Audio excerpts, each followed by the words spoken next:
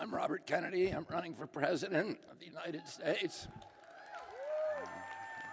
I'm very, very happy to be with all of you today, all of you good libertarians at Freedom Fest, and I'm very, very grateful for the honor of being able to address you today. My long affinity with libertarianism began with a conversation that I had with my father when I was 14 years old, and I was asking him about communism, which on its face seemed like a really good system to me because it seemed to make sense that to whom much is given, much is expected, and to everybody according to their ability, to everybody according to their need. And that seemed like a very fair and idealistic and almost utopian system.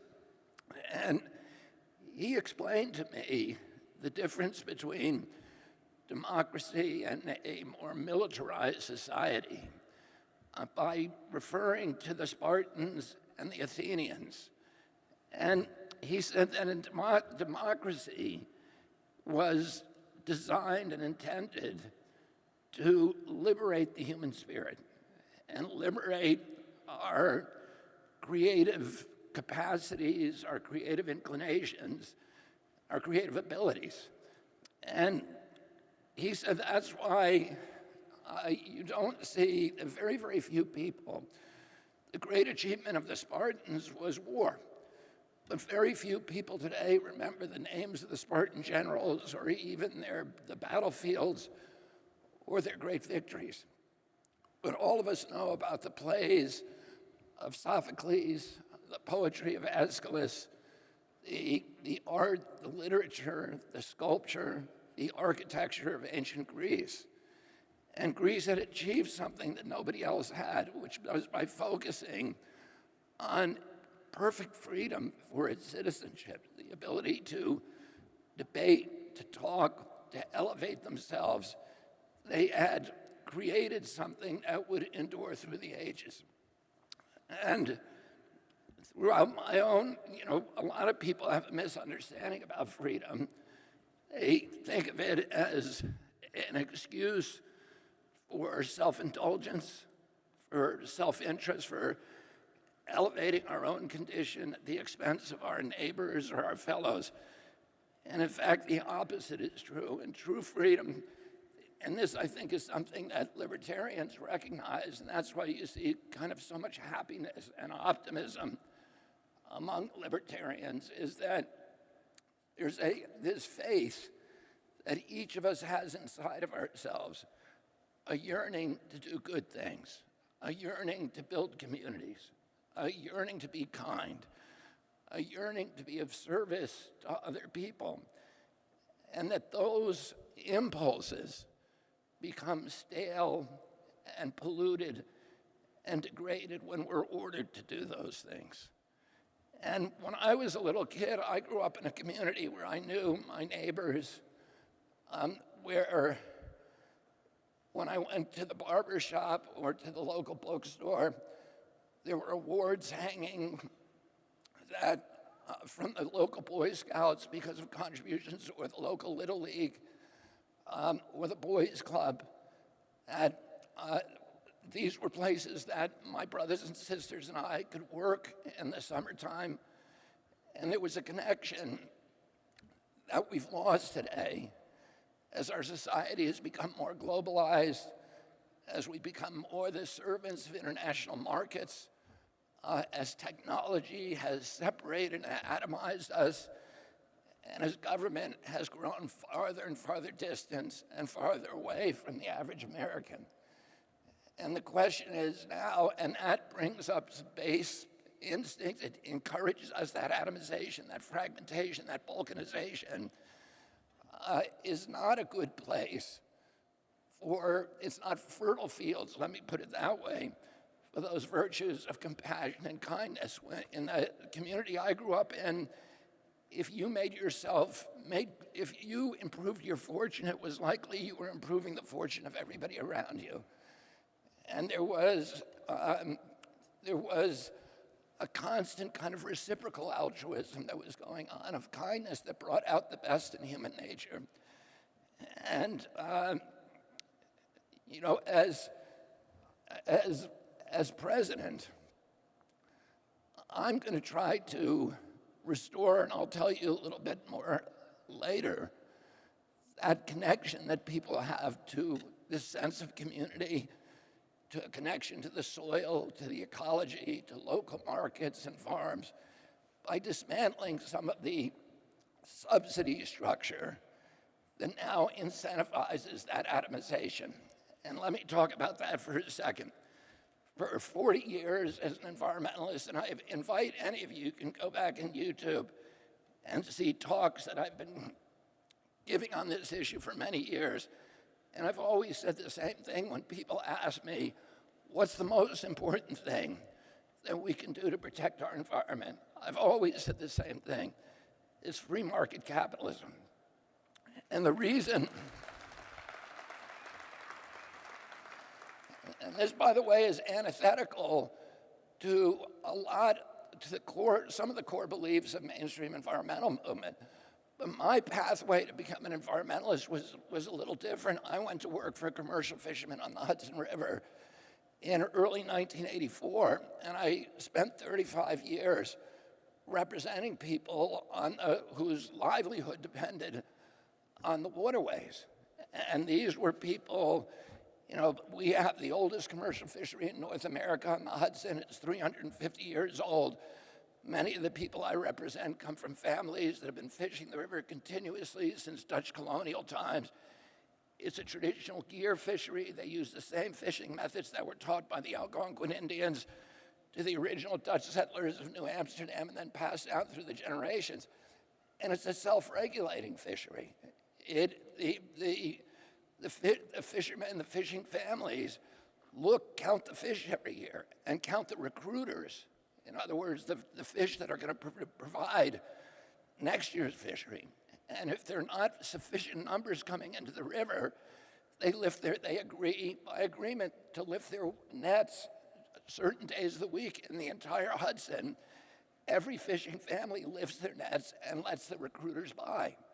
And they may do that 2 or 3 days if the return of recruiters is very small. But it's done by agreement.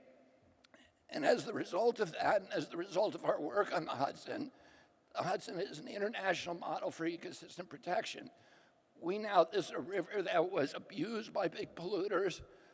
It caught fire when I started working there. It turned colors, depending on what color they were painting the trucks at the GM plant in Tarrytown.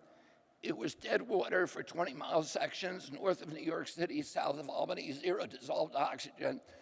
Today, it's the richest waterway in the North Atlantic. It produces more pounds of fish per acre, more biomass per gallon than any other waterway in the Atlantic Ocean north of the equator. It's the last major river system left that still has strong spawning stocks of all of its historical species of migratory fish. And we've cleaned up most of the large pollution sources in the river. But the fishermen are now virtually all out of business. The hundreds of fishing families, the thousands and thousands of fishing families. The Hudson was a social safety net in the Great Depression. When people lost their jobs, they went down to the river to catch blue crabs or shrimp or shad or sturgeon or herring or alewives. And they fed their families, and some of them made a living doing that. 10,000 men fed their families and made a living during the Great Depression when there were no jobs available. Today, if we had that same calamity, economic calamity, they couldn't go to the Hudson because the fish, although they're abundant, are virtually all of them contaminated with General Electric's PCBs. And in 1973, the Department of Environmental Conservation, the EPA, said those fish are too toxic to eat. The fishermen can no longer catch them. And that was the major financial source of their income. So a lot of them went out of business. But they didn't go out of business because their business model didn't work. The people I represent were capitalists They believe in, they believed in the capitalist system. And they knew that for 350 years, their business model was working. The reason it stopped working is because the General Electric Company had better lobbyists than they did in Albany. And they were able to get permission, that company was able to get permission from the Department of Environmental Conservation and federal EPA to do something that was completely illegal, which was to dump its waste into the Hudson River. And as a result of that, General Electric was able to maintain, GE, I was part of the original discussions where GE was threatening the governor. We have 60,000 jobs in New York State. And if you don't allow us to dump the PCBs into the river from their capacitator plant, we are going to move over to New Jersey. And we'll do it from that side of the river. And they'll get the jobs, and they'll get the tax revenue, and you're still going to get the PCBs. So New York went along with it. And yet, a decade later, General Electric closed those plants and moved all 60,000 workers out of New York State. And they left the people of the state with a $4.3 billion cleanup bill that nobody can pay. And everybody in the Hudson Valley has General Electric's PCBs in their flesh and their organs. And this fishery that had enriched the palate and the culture and the economy and the history of the Hudson Valley for 3.5 centuries was closed down. And it was closed down because somebody got a subsidy, because General Electric got a subsidy that allowed it to evade the discipline of free market capitalism. And from the beginning, I've said that free markets are good for the true free markets, not what we have in this country, which is corporate crony capitalism. A true free market promotes efficiency. And efficiency means the elimination of waste. And pollution is waste. A true free market would encourage us and force us to properly value our natural resources.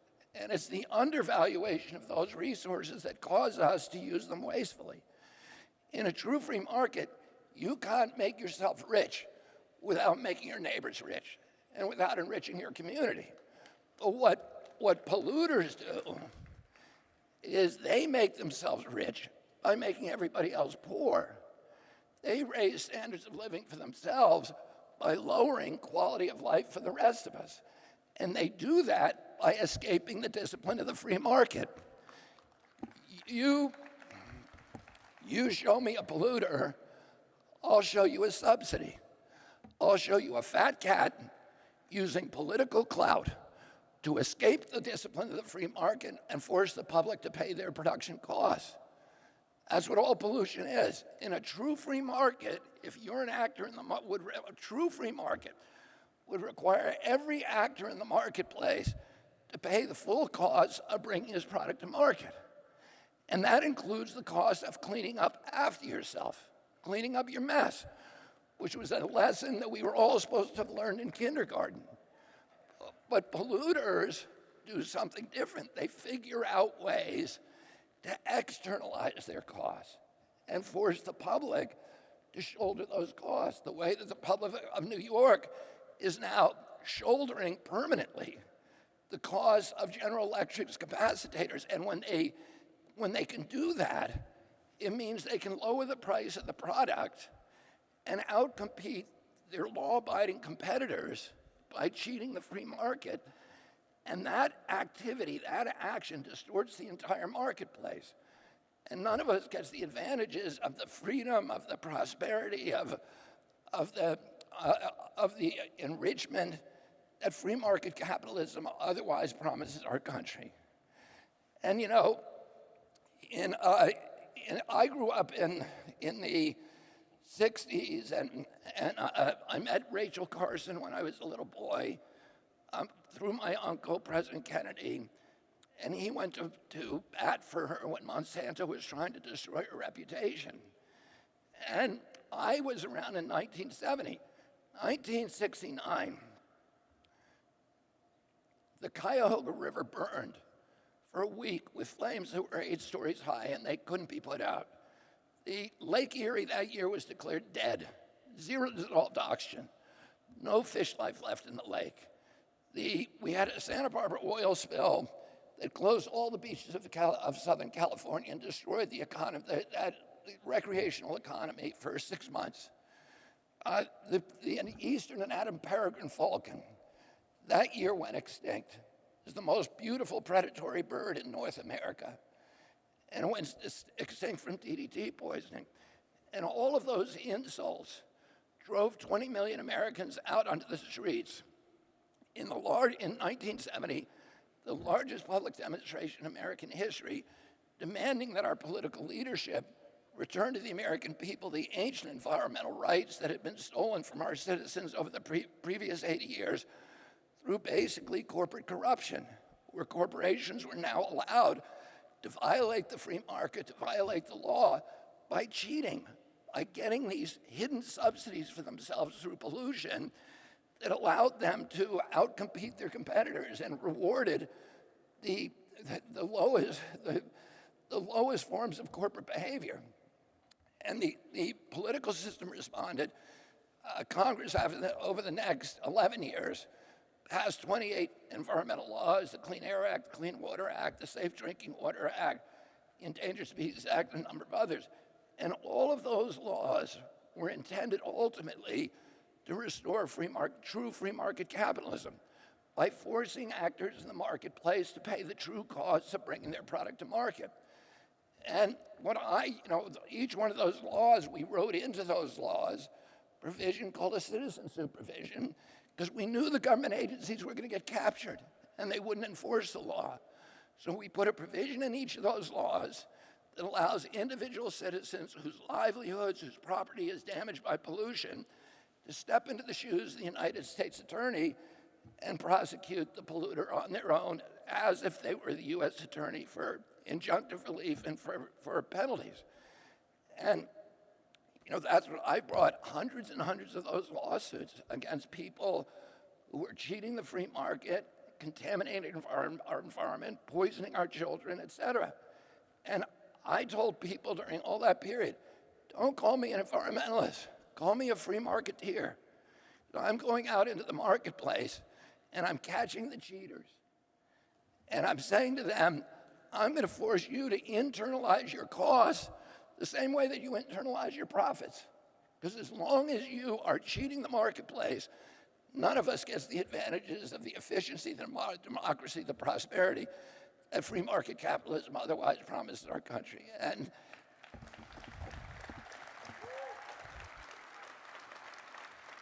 I want to talk, I don't see a clock here, so I have no idea how much time I have.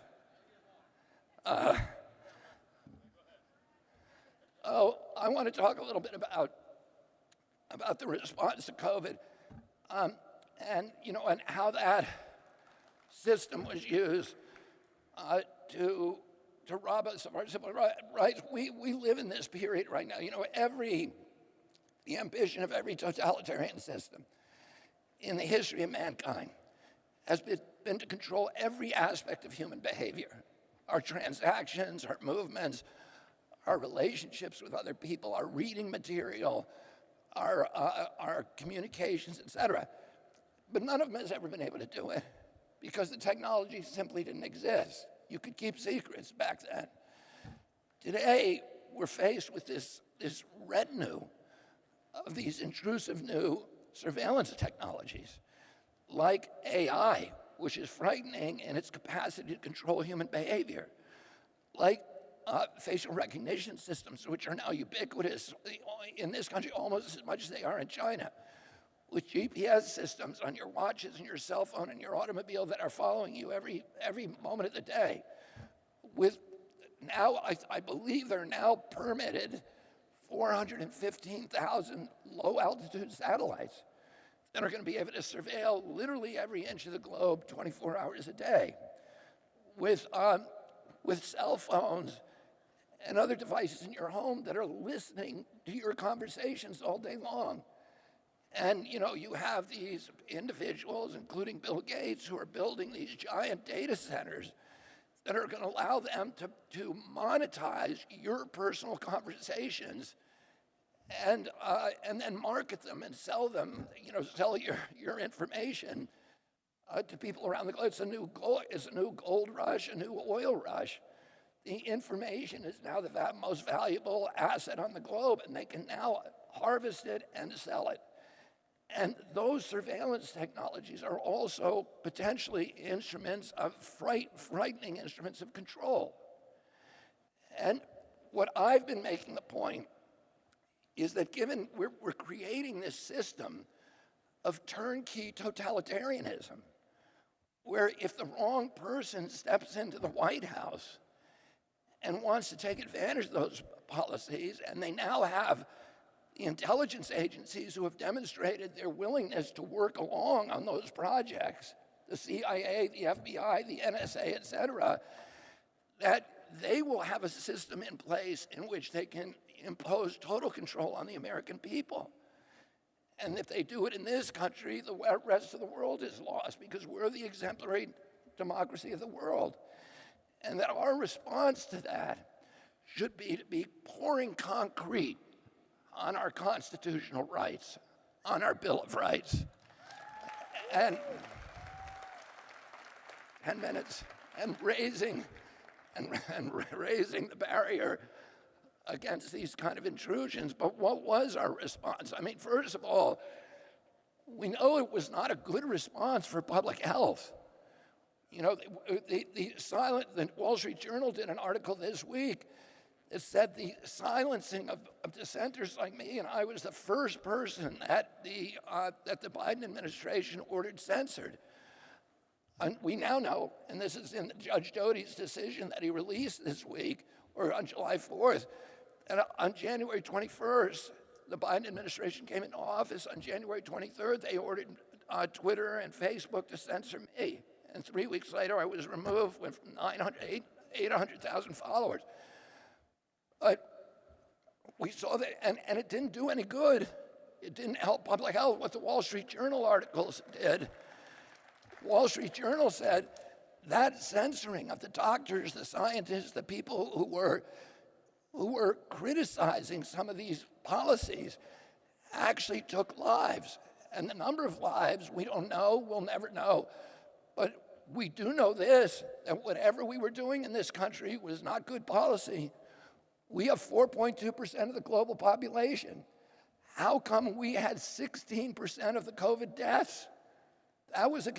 Whatever they were doing was catastrophic. There were countries, that we were told, the African countries and poor countries like Haiti were going to be devastated by COVID. Well, guess what? Haiti had a death rate of 15 people per million population from COVID. Nigeria had a death rate of 14 million. That's 1/200th of our death rate of 3,000 per million. So whatever they were doing, and I have a good idea about why that went wrong, but whatever they were doing was wrong. And it's not just because those were younger populations. Japan has the oldest population in the world, and it had 1/10 the death rate that we did. It didn't follow our protocols.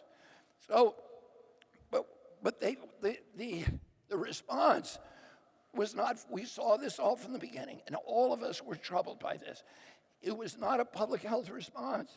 It was a militarized and monetized response to a public health crisis. And they started with censorship. And they, censored me and everyone, not just the Biden administration, but the Trump administration. And they were saying, well, we're going to censor these people. But Hamilton Madison Adams said, we put freedom of expression in the First Amendment because all the other amendments and all the other rights are dependent on it. If you have a government that can silence its critics, that government has the license for any kind of atrocity. And immediately, as soon as they realized that the American people were going to put up with this censorship, they started going after other constitutional rights. They closed the churches as the other leg of the First Amendment, freedom of worship. They closed every church in this country for a year with no scientific citation, with no public hearings, no democratic process, no notice and comment rulemaking, no environmental impact statement, none of the studies, not telling us any reason why, just we're going to close them. Then they went after the third leg of the First Amendment, which is freedom of assembly. They told us all don't go near each other. Then they went after property rights. The Fifth Amendment says you can't. They closed 3.3 million businesses with no due process, no just compensation. And by the way, the social media companies were cooperating with this censorship. You know, Amazon censored my book criticizing the lockdowns.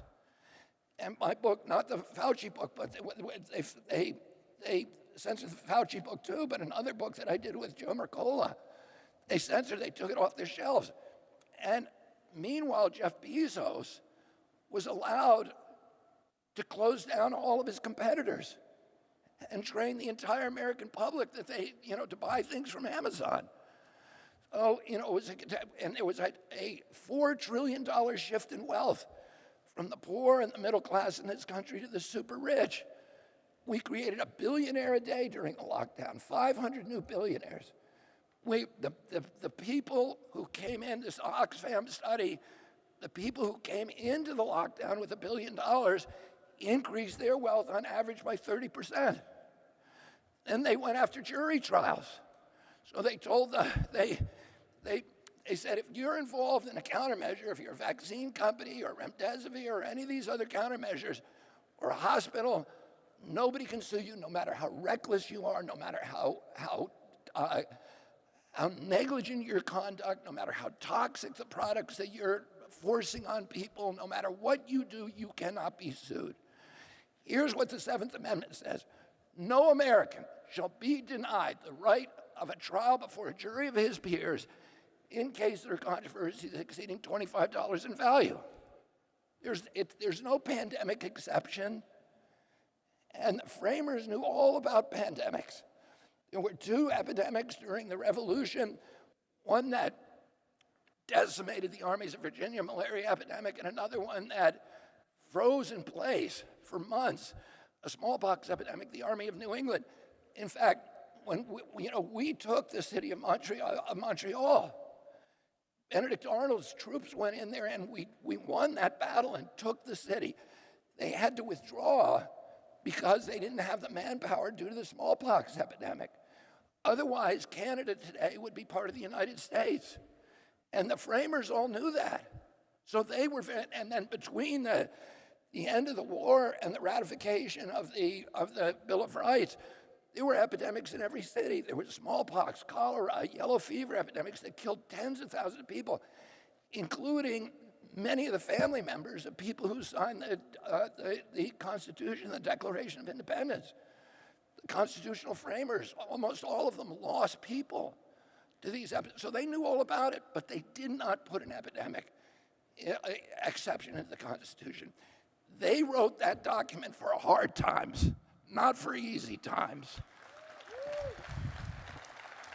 And during the Civil War, when the Confederacy was sending spies and agent provocateurs up to infiltrate the northern cities and to incite draft riots, which was absolutely demoralizing the northern cause, the Union cause, Lincoln and his advisors knew who these people were, and they were trying to get them off the street before they could do anything. But that violated habeas corpus because they had not yet broken a law. They knew what they were going to do, and they started arresting them. And Judge Taney, the Chief Justice of the Supreme Court, said, you can't do it. Even if the life of the nation is at stake, even though 659,000 Americans died in that war, that's like 7.2 million today, much worse than COVID.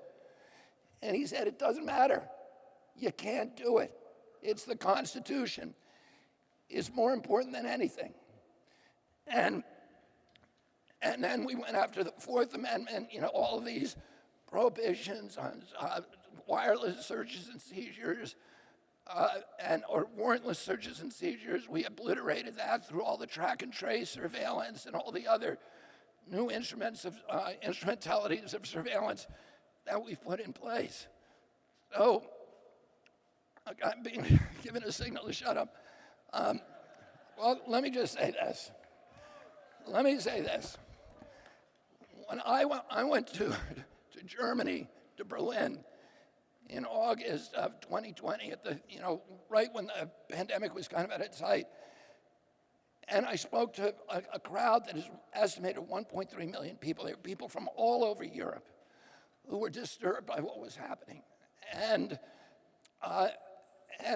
NBC, and none of them were wearing masks. And an NBC crew that was fully masked came up to me during that, just before I went on stage, and they said to me, "Aren't you scared of COVID?" And I said, "There's things that I'm a lot more frightened of." And they said, "Like what?" And I said, "I'm frightened that my children are going to grow up in America where they don't have the constitutional rights that I did." And I would